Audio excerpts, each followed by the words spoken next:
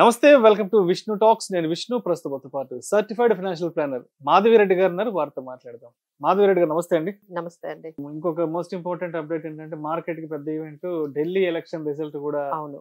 ఏంటి అసలు ఈసారి ఎలా ఉండబోతుంది అండ్ ఈ ఇంపాక్ట్ మార్కెట్స్ ఏ విధంగా కుదిపేసే అవకాశం ఉంటుంది అంటారు అసలు? సో ఈ మధ్య కాలంలో మనం ఇంపాక్ట్ గురించి మాట్లాడుకుంటే ఎందుకో మార్కెట్స్ అంత షార్ప్ గా గానీ అంటే పాజిటివ్ గా గానీ నెగిటివ్ గా గానీ ఇంపాక్ట్ అయినట్టుగా కనిపించట్లేదండి. బెస్ట్ ఎగ్జాంపుల్ ఈజ్ మన బడ్జెట్ రోజు వీ హ్యావ్ ఎక్స్పెక్టెడ్ అంటే వాళ్ళు 12 lakh రూపీస్ వరకు ఎవరు ట్యాక్స్ కట్టక్కర్లేదు అనగానే ఆ పాజిటివిటీ మార్కెట్ లో బిగ్గెస్ట్ పాజిటివ్ న్యూస్ తో మార్కెట్స్ అసలు చాలా అంటే చాలా ఫ్లాట్ గా అది క్లోజ్ అలానే ఇప్పుడు రెపో రేట్ ఈ రోజు కూడా మేము మార్కెట్ లో ఇది చాలా పెద్ద న్యూస్ అండి. So this is also very big news. Like ఎప్పటి నుంచో కట్ చేయలేదు, ఇప్పుడు 25 basis points కట్ చేశారు.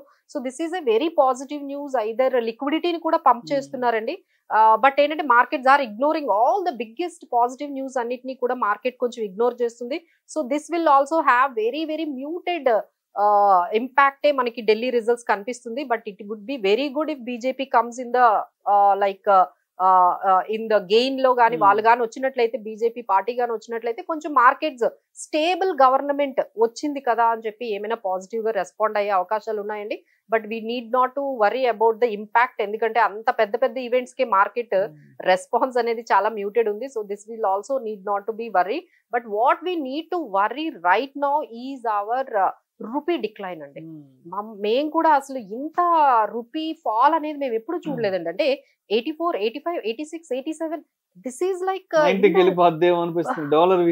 ఇంత ఫాస్ట్ గా అసలు ఎప్పుడైనా వన్ రూపీ చేంజ్ రావడానికి మనకి చాలా మంత్స్ పట్టేది. ఇప్పుడు అసలు ఫ్యూ వీక్స్ లోనే మనకి 1 రూపీ అనేది ఇలా డాలర్ స్ట్రెంథనింగ్ అయ్యి మన రూపీ అనేది ఇంత స్టీప్ ఫాల్ అండి. It's almost now if we see it is all like 87.59 మనకి అంటే ఎగెనిస్ట్ డాలర్ మన రూపీ ట్రేడ్ అవుతుంది అంటే it is very very worrisome అండి. దానికి తగ్గట్టుగా ఆర్బీఐ అయితే డాలర్స్ ని సెల్ చేస్తుంది. ఆ తర్వాత మళ్ళీ ఓఎంఎస్ అంటే ఓపెన్ మార్కెట్ ఆపరేషన్స్ ద్వారా చాలా మార్కెట్ లో చాలా మనీని బ్యాంక్స్ ద్వారా పంప్ చేస్తున్నారు. అయినా సరే ఈ ఫాల్ అనేది ఆగట్లేదండి. That could be the reason because of Trump impact and it is increasing dollar demand.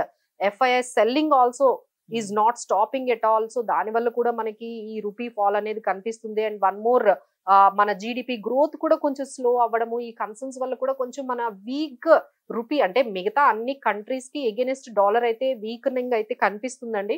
అన్ని కరెన్సీస్ ఎగెనిస్ట్ డాలర్ వీక్ అవుతుంది, మనది కూడా వీక్ అవుతుంది. But this is very వరీసమ్ for the economy. ఈ ఇంపాక్ట్ అయితే మాత్రం మార్కెట్ లో ఇంకా పడిపోతే మనకి ఇంకా కూడా డాలర్ కి అగేనిస్ట్ గా రూపీ ఇంకా ఫాల్ అయితే కొంచెం నెగటివ్ ఇంపాక్ట్ అయితే కనిపిస్తుందండి.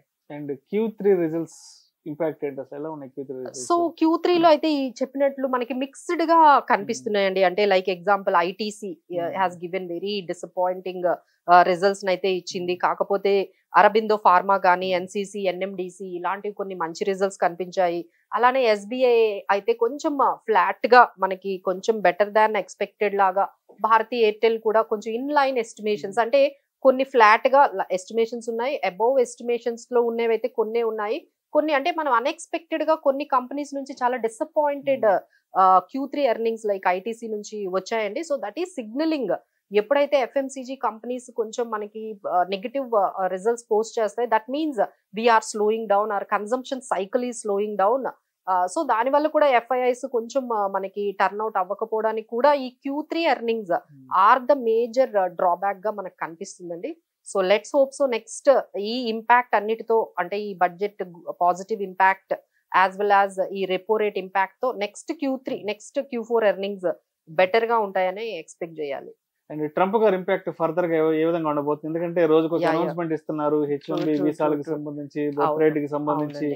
అండ్ నిన్న అంటే అక్రమంగా వలస వెళ్ళిన వాళ్ళందరినీ కూడా స్పెషల్ ఫ్లైట్ వేసి అందరినీ వెనక్కి రిటర్న్ పంపించేశారు. ఏంటి ఆయన ప్లాన్ ఆఫ్ యాక్షన్స్ తో మార్కెట్ కి మరి ఎటువంటి ఇంపాక్ట్ ఉండే అవకాశం ఉందంటారు? మనకే కదండి, all over world is getting impacted in one way or another way. ఆయన వస్తూనే అసలు ఏదో హడావిడిగా ఇక అసలు అంటే దెర్ ఈజ్ నో టుమారో అన్నట్టుగా అసలు ఈ రోజే అయిపోవాలి అన్నట్టుగా అసలు ఎవరితో సంప్రదింపులు లేకుండా వాళ్ళకి ఏం ఇంపాక్ట్ అవుతుందో ఫస్ట్ మనకి ఏంటంటే ఈ ట్రేడ్ వార్ బిట్వీన్ ఈ చైనా అండ్ యుఎస్ ఏదైతే ట్రేడ్ వార్ స్టార్ట్ అయిందో అది గ్లోబల్ ఎకానమీకి మంచిది కాదండి. ఎందుకంటే that will increase prices of all domestic, అంటే మనకున్న ఏవైతే గూడ్స్ అండ్ సర్వీసెస్ ప్రైజెస్ ఉన్నాయో అవన్నీ ఒక్కసారిగా ఇన్ఫ్లేషన్ పెరుగుతుంది కదండి. So again the entire globe because of Trump might face the increase in the prices of the goods and inflation మళ్ళీ పెరగడం స్టార్ట్ అవుతుంది. యుఎస్ లో కూడా ఇంకా పెరుగుతుందండి ఇన్ఫ్లేషన్. వాళ్ళకి ఆయనకు అర్థం కావట్లేదు. లైక్ ఆ దానికి ఏం చేస్తున్నారు, ట్యాక్సెస్ కట్ చేస్తారట, అందరిని విసిరి కొడుతున్నాడు అసలు. సో ఈ అందరినీ కూడా బయటికి పంపించేయడం అంటే హీఈస్ వెరీ క్లియర్. మన స్టేక్ ఏంటంటే ఓన్లీ ఎవరికైతే స్కిల్ ఉందో, ఎవరికైతే వాళ్ళ ఎకానమీకి యూజ్ అవుతున్నారో, మాకు ఎవరికైతే పనికొస్తారో వాళ్ళని ఉంచుకుంటాము, మాకు పనికిరాని వాళ్ళని మీ ఇంటికి తీసుకెళ్ళిపోండి అన్నట్టుగా ప్రతి కంట్రీ కండి, not only in India, he is sending all the illegal immigrants అనే పేరు పెట్టుకొని. ఇక్కడ అంటే ఆయన వైఖరి ఏంటంటే ప్రభుత్వం నుంచి ఎవరికైతే బెనిఫిట్స్ వస్తున్నాయో, ఎవరైతే బెనిఫిట్స్ అందాలో అవి నిజమైన వాళ్ళకే అందాలి. ఈ బెనిఫిట్స్ మన ప్రభుత్వం వాళ్ళకి ఎకానమీకి యూజ్ ఉందా లేదా, అవి నిజమైన వాళ్ళకి అందుతున్నాయా లేదా, లేదంటే అక్రమంగా వచ్చిన వాళ్ళ వల్ల నిజంగా అందుకునే వాళ్ళు ఇంపాక్ట్ అవుతున్నారు. ఎందుకంటే వాళ్ళ డొమెస్టిక్ అంటే వాళ్ళ ఎకానమీలో ఉన్న వాళ్ళందరికీ కూడా ఎవరైతే అన్స్కిల్డ్ వర్కర్స్ ఉన్నారో, మా వాళ్ళే ఉన్నారు కదా, మేము వాళ్ళతో వర్క్ చేయించుకుంటాం కదా, మీరందరూ ఎందుకు, మాకు స్కిల్ కావాలి, ఆ స్కిల్డ్ వర్కర్స్ ని మేము తెచ్చుకున్నాము, అన్స్కిల్డ్ వర్కర్స్ కి మా వాళ్ళు ఉన్నారు కదా అమెరికన్స్, వాళ్ళకి మేము జాబ్స్ ఇచ్చుకుంటాము, సో యూ క్యాన్ లీవ్ అని చెప్పి ఆయన చాలా క్లియర్ గా అయితే, అంటే మన గవర్నమెంట్ లెక్కల ప్రకారము మొన్న వచ్చిన వాళ్ళు ఒక 120 అట్లా వచ్చారు కానీ, but there are about two, ఇది స్టార్టింగ్ అండి, ఇది స్టార్టింగ్. సో దే ఆర్ అంటే ఒక్కొక్కరు ఒక్కొక్క ఫిగర్ చెప్తున్నారు. గవర్నమెంట్ ఫిగర్ ప్రకారం ఒక 20,000 అయితే రెడీగా ఉన్నారు రావడానికి. ఇక ఇన్ఫార్మల్ గా అయితే there are lots of people are illegal immigrants, అంటే కరెక్ట్ గా డాక్యుమెంట్స్ లేకుండా మన ఇండియన్స్ అక్కడ వెళ్ళిపోయిన వాళ్ళు, కరెక్ట్ గా అంతేనండి, డాక్యుమెంట్స్ లేకుండా ఉన్న వాళ్ళైతే లక్షల్లో ఉన్నారు అంటున్నారు. సో వాళ్ళందరినీ ఏరి వీళ్ళు కొంచెం తీసుకొస్తున్నారండి. బెటర్ ఏంటంటే మనం వాళ్ళు పంపించే కన్నా మనమే అసలు వచ్చేస్తే బెటర్. ఎందుకంటే the way they are sending is really traumatic. అసలు వార్తలు కూడా వస్తున్నాయి, పంపిస్తున్నారన్న కొన్ని ఊహాగానాలు వార్తలు అయితే వస్తున్నాయండి. అంటే ద ట్రీట్మెంట్ కూడా అక్కడ బాగుండడం లేదు, అంటే వాళ్ళని ఏదో ఒక ఇల్లీగల్ గా వర్క్ చేసిన వాళ్ళలాగా ట్రీట్మెంట్ అనేది ఉంటుంది అంటున్నారు. So that is what we are having so many things అండి. ఇక అక్కడ నుంచి వచ్చే వాళ్ళకి ఇక్కడ మళ్ళీ జాబ్స్ చూపించాలి. This is also a very big challenge for us.